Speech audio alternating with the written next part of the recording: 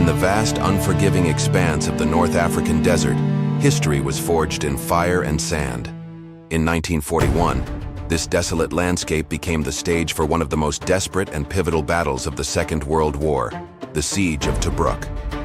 Here, on the Libyan coast, a small port city became a fortress, a symbol of defiance against a seemingly unstoppable force.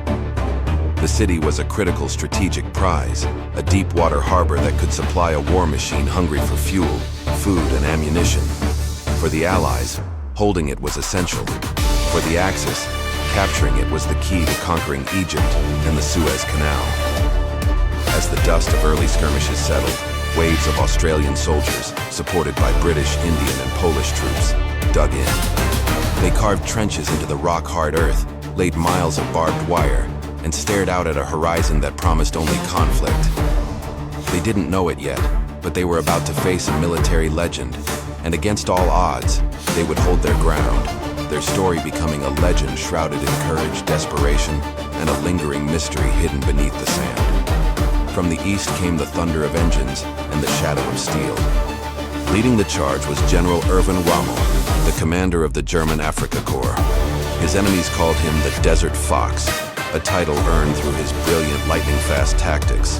He was fast, clever, and relentless, a master of the Blitzkrieg, the lightning war that had crushed armies across Europe. Rommel expected Tobruk to fall quickly. His panzer divisions, the spearhead of his army, rolled across the desert, confident of a swift victory. He threw everything he had at the city's defenses, waves of infantry, relentless artillery bombardments, and the terrifying dive bombers known as Stukas. The German propaganda machine boasted that Tobruk would be his in a matter of days. But at Tobruk, the Desert Fox met his match. The Allied defenses, a ring of fortified positions known as the Red Line, held firm. Each attack was met with ferocious resistance. The desert, which Rommel had mastered, became his adversary. The heat warped his tank guns, the dust clogged his engines, and the determined defenders refused to break. For the first time in his desert campaign, Rommel's attack had stalled. The siege had begun. Trapped inside the perimeter, the defenders faced a grueling existence. They were surrounded, outnumbered, and constantly under fire. The sun was a relentless enemy, and the fine desert dust crept into everything: their food, their water, their weapons, their lungs. Water was strictly rationed, and fresh food was a distant memory. They endured plagues of flies and lived in constant fear of the next artillery barrage or air raid. German propaganda broadcasts, aimed at demoralizing them, mockingly called them the poor rats of Tobruk, trapped in their holes. But the soldiers embraced the name. They became the Rats of Tobruk, a badge of honor signifying their resilience and stubborn refusal to surrender. They lived and fought from dugouts and caves, emerging to raid enemy lines under the cover of darkness. Their courage became a legend, a beacon of hope for the Allied world. But as the siege dragged on, whispers began to circulate among the troops, rumors of something more than just burrows and trenches. Some said the rats had a secret advantage, a hidden network that allowed them to move unseen. They said they had tunnels. The stories were persistent, passed in hushed tones in the flickering lantern light of the underground bunkers. They spoke of a secret tunnel system, built by the Italians years before the war as part of their original colonial fortifications. An underground labyrinth running beneath the fortress, forgotten by its creators but rediscovered by its new defenders. Could it be true? Did such a network really exist? The official records are silent, but the anecdotal evidence is compelling. Veterans later swore they used these passages. They described moving ammunition to the front lines, safe from the prying eyes of enemy aircraft.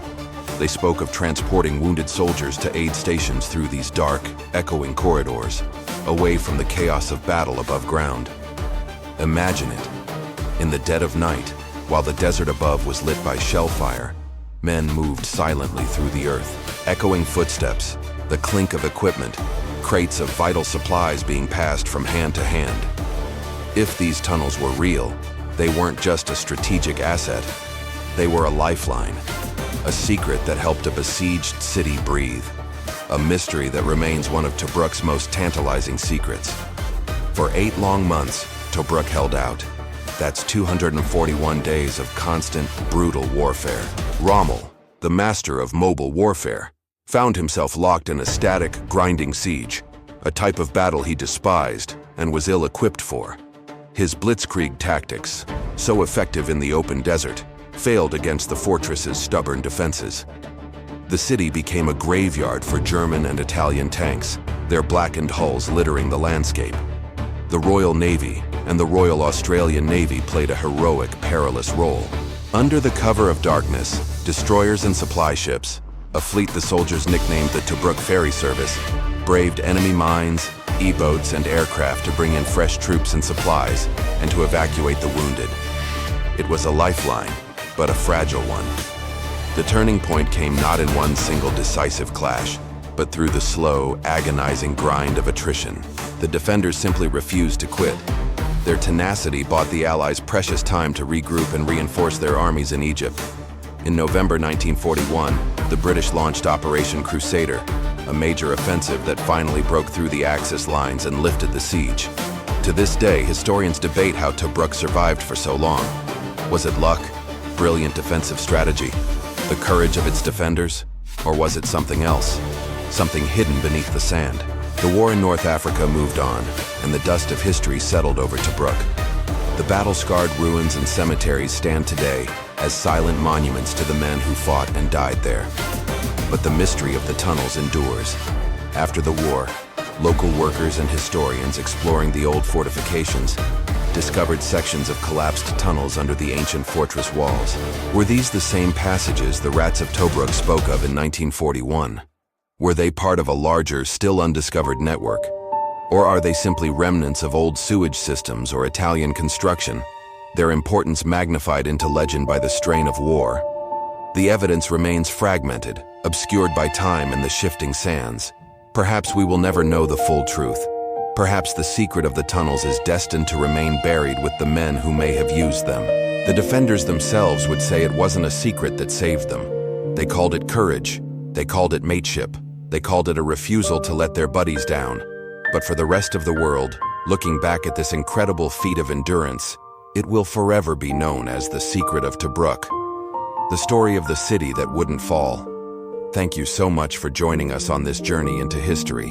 If you found this story as fascinating as we do, please hit that like button, subscribe to our channel, and ring the bell so you don't miss our next exploration into the past. We'll see you next time.